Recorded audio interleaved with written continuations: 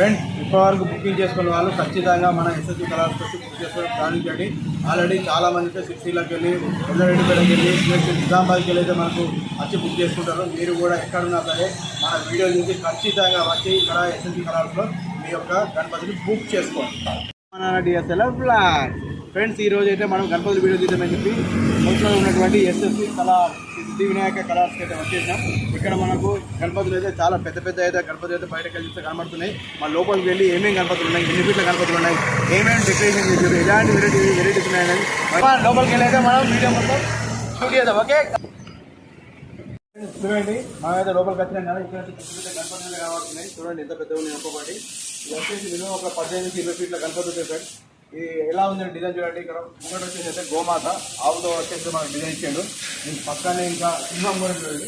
చూడండి సింహం ఇక్కడ అయితే కలరింగ్ అయితే నడుస్తుంది.